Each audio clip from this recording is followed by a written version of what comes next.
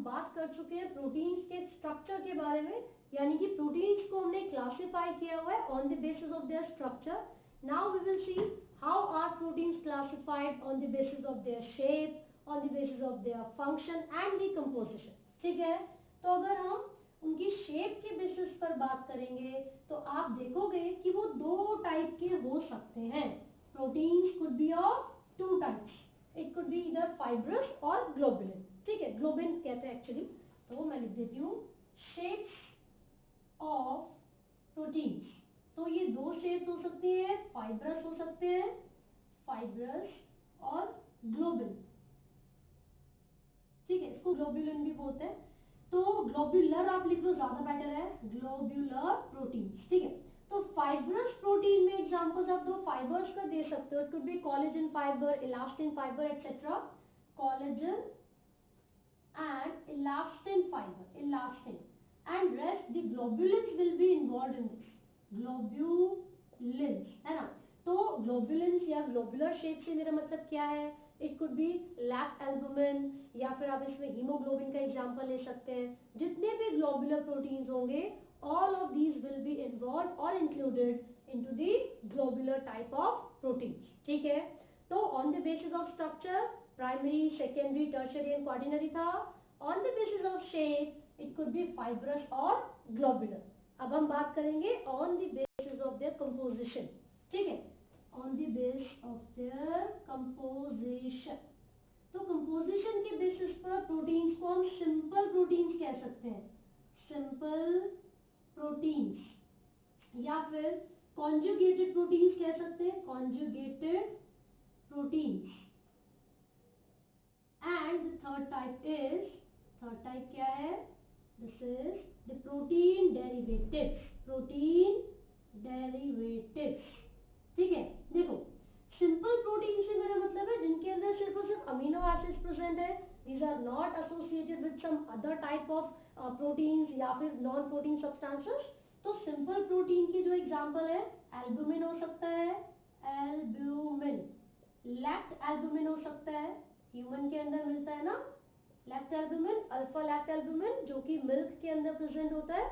जब mammary gland से milk secretion होती है, यानी कि जो कोलेस्ट्रॉल रिलीज होता है, इट कंटेन्स सर्टेन एंटीबॉडीज जैसे कि इम्यूनोग्लोबुलिन ए. साथ ही साथ ये जो मिल्क के अंदर प्रोटीन प्रेजेंट है वो है लैक्ट albumin, albumin.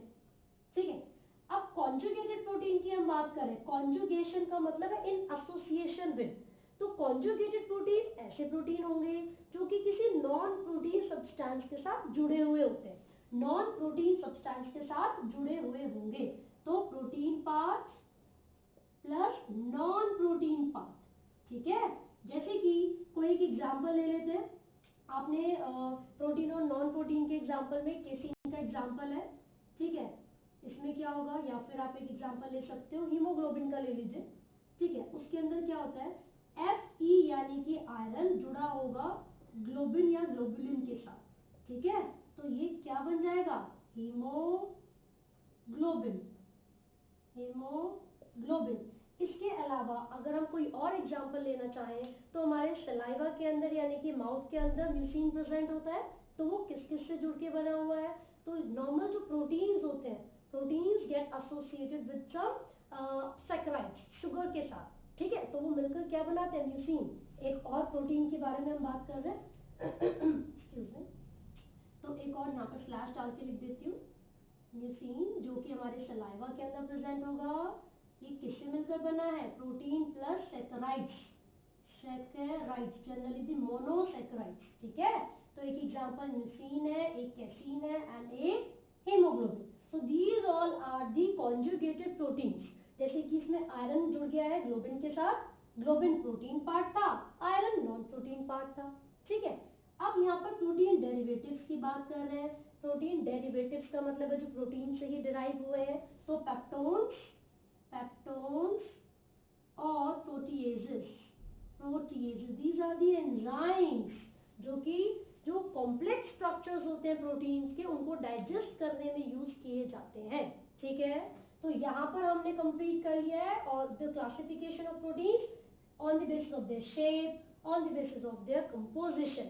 And now we will talk about the proteins on the basis of their functions. ठीक है भाई, प्रोटीन्स के फंक्शंस तो बहुत सारे हैं, जितने आप देखोगे कि अलग अलग स्पेसिफिक अगर किस जगह पर प्रेजेंट है उसके बेसिस पर देखें या किस लोकेशन पे वो क्या फंक्शन कर रहे हैं। तो देखिए प्रोटीन्स कुड बी एंजाइम्स, तो एंजाइम्स क्या करते हैं, कैटालिटिक एक्टिविटी को परफॉर्म करेंगे, कैटालिटिक एक्टिविटी को परफॉर्म करेंगे। ठीक है, दूसरा क्या हो सकता है, स्ट्रक्चरल प्रोटीन्स हो सकते हैं।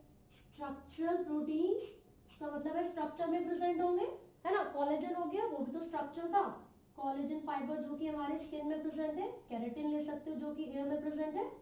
ठीक है, इसके अलावा कॉन्ट्रैक्टाइल प्रोटीन हो सकते हैं, कॉन्ट्रैक्टाइल प्रोटीन्स। अब कॉन्ट्रैक्टाइल प्रोटीन्स कौन से होंगे, देखिए हमारे मसल्स में दो प्रोटीन्स होते हैं, actin and myosin. these two filaments help in the contraction and relaxation of the muscles, इसीलिए इनको कॉन्ट्रैक्टाइल प्रोटीन बोलेंगे। क्या एग्जांपल है, actin and myosin. Next proteins could be hormones, क्या हो सकते हैं, हार्मोन्स हो सकते हैं। तो एक सिंपल सा एग्जांपल मैं बार बार आपको बता रही हूँ, इंसुलिन आप ले सकते हैं। ठीक है, then it could be transporters, जो प्रोटीन ट्रांसपोर्टर्स है, जो कि क्या करेंगे, चैनल्स की तरह काम करेंगे, कैरियर प्रोटीन्स की तरह काम करेंगे, है ना। एक्सचेंज ऑफ मॉलिक्यूल्स भी अलाउ करवाते हैं, एक्सचेंज ऑफ मॉलिक्यूल्स। ठीक है, सेल वॉल के चारों तरफ या उसके आर पार। इसके अलावा ये जो प्रोटीन्स हैं ये हेल्प कर सकते हैं एज ग्लाइकोप्रोटीन्स, ग्लाइकोप्रोटीन्स। अब ग्लाइकोप्रोटीन्स का काम क्या होगा, ये सेल को आइडेंटिफाई करने में हेल्प करते हैं, है ना। तो बेसिकली सेल की आइडेंटिफिकेशन में हेल्प करेंगे ग्लाइकोप्रोटीन्स। इसके अलावा हमने क्या देखा, मॉलिक्यूल्स को एक्सचेंज करवाने में हेल्प करते हैं। ट्रांसपोर्टर यानी कि कैरियर प्रोटीन्स भी हो सकते हैं, दीज आर कैरियर प्रोटीन्स। ठीक है, फिर उसके अलावा हमने हार्मोन्स की तरह एक्ट करने वाले प्रोटीन्स के बारे में पढ़ा, contractile protein, structural proteins, and most of them perform the activity, catalytic activity basically. So हमने प्रोटीन्स को उनके फंक्शंस के बेसिस पर भी डिवाइड कर लिया है। So this is all about the protein. I hope आपको ये समझ में आया हो। इन केस आपको कोई डाउट है तो आप कमेंट कर सकते हैं, एंड थैंक यू।